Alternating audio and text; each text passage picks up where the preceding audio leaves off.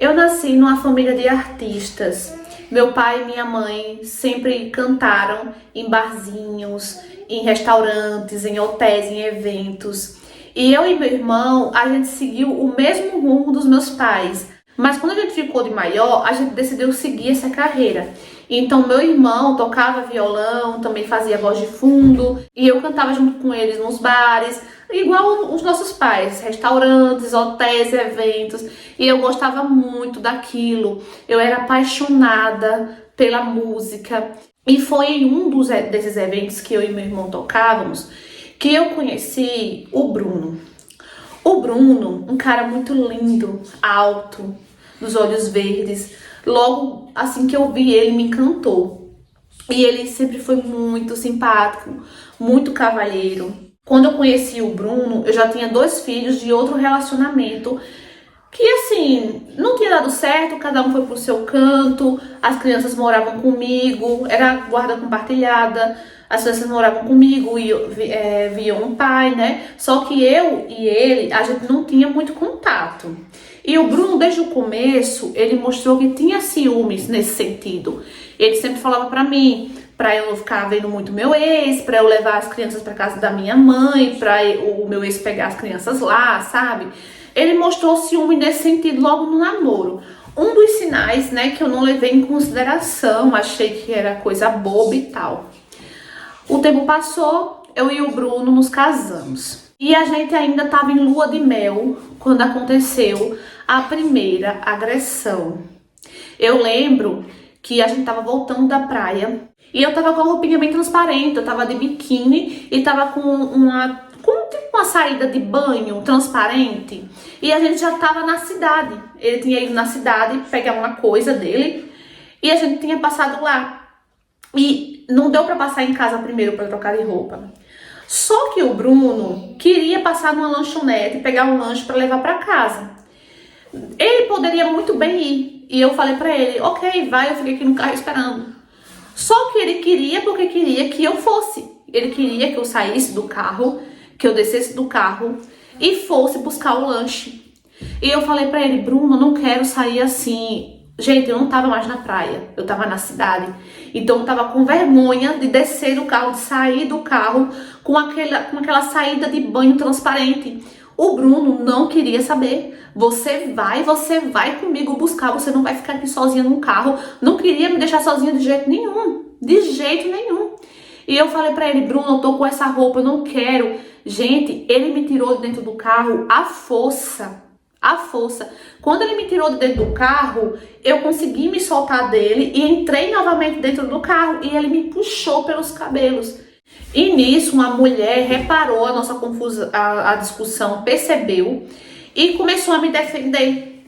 E nisso, ele discutia com a mulher, discutia comigo e algumas pessoas viram aquela situação e começaram a se meter, alguns homens também começaram a ameaçar ele. E ele, né, covarde do jeito que era, porque só era valentão quando não aparecia homem.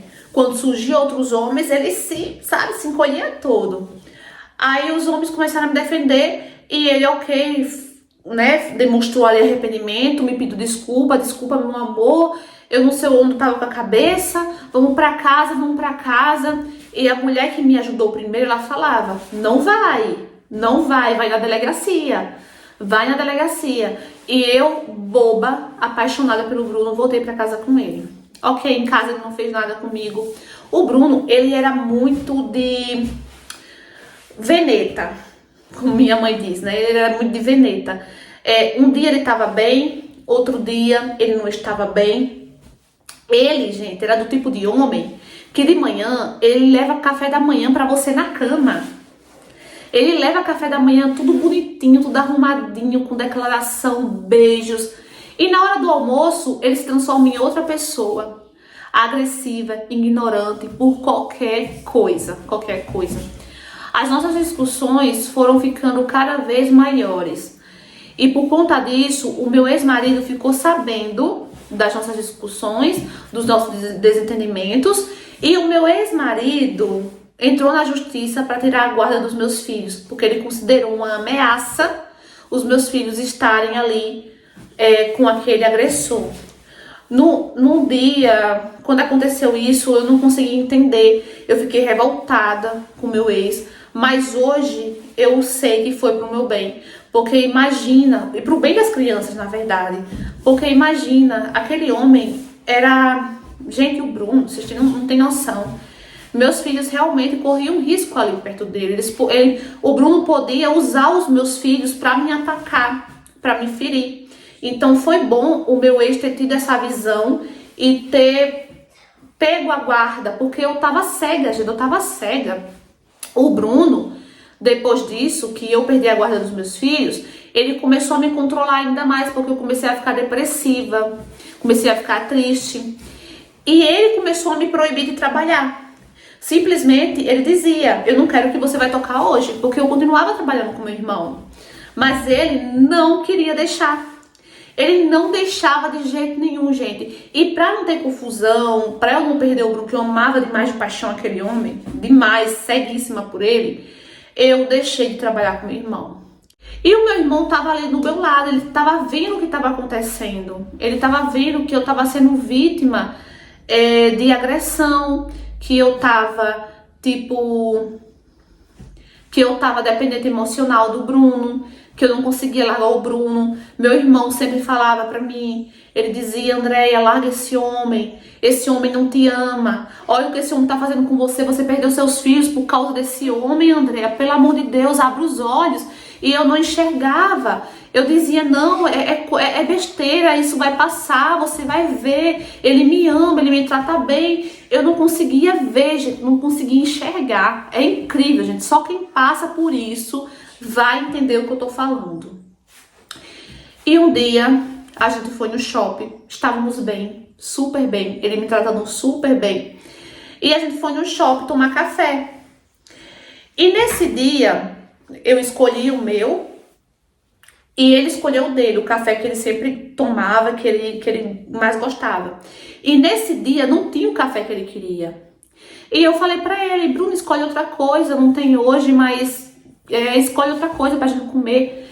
E ele ficou revoltadíssimo. Ele começou a gritar, gente, no meio do shopping, ele começou a gritar. Ele começou a falar bem alto e a descontar a raiva dele em mim. Como é que pode não ter o café que eu gosto, não ter isso, não ter aquilo? Gente, uma besteira.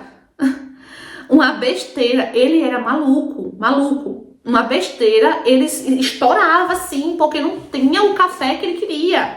Aí ele começou a me puxar da cadeira pra gente ir embora. Vamos embora, não quero mais ficar aqui um minuto. E eu falei pra ele, Bruno, eu ainda não comi, eu não comi nada. Eu tô com fome. E ele, vamos embora, me puxando a força. E eu falando pra ele, Bruno, não quero ir embora, eu quero comer. Pelo amor de Deus, para com isso. E as pessoas perceberam o que estava acontecendo. Teve gente que começou a filmar.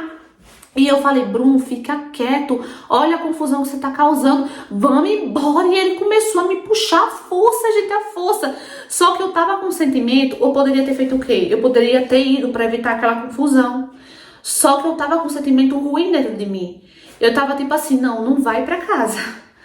Não vai pra casa, algo vai acontecer. Então eu comecei a lutar, a me debater. Ele começou a me puxar pelo cabelo. Gente, uma mulher que tava filmando, saiu atrás da gente filmando, colocando o telefone na cara dele. E dizia, solta ela, seu safado, solta ela. E ele não se intimidava. Com a câmera ali na cara dele, ele não se intimidava. E ele continuava me puxando. Gente, num shopping. Imagina, gente, imagina a cena. O shopping lotado, lotado.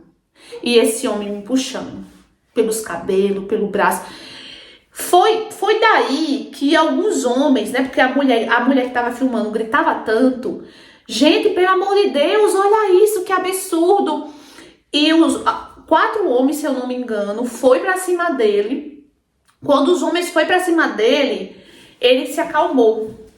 Os homens encurralou ele na parede e ele foi se acalmando, os caras, calma aí, cara, você não pode fazer isso com a mulher, não sei o quê.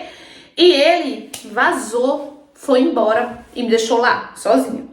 E nisso as mulheres que estavam lá me acalmando, os homens e tal, e ele manda uma mensagem pra mim, falando que estava esperando no estacionamento, pedindo 1000 desculpas, que mais uma vez errou, aquela coisa ladainha toda de sempre que ele fazia.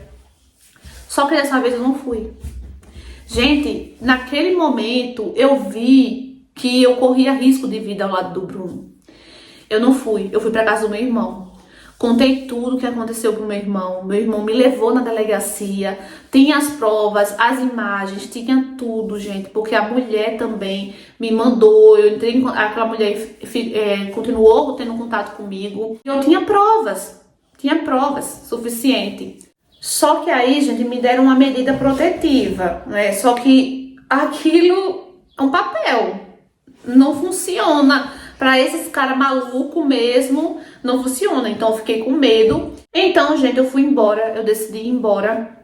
E até hoje eu continuo lutando pelo meu divórcio, que até hoje eu não consegui, mas tá na justiça.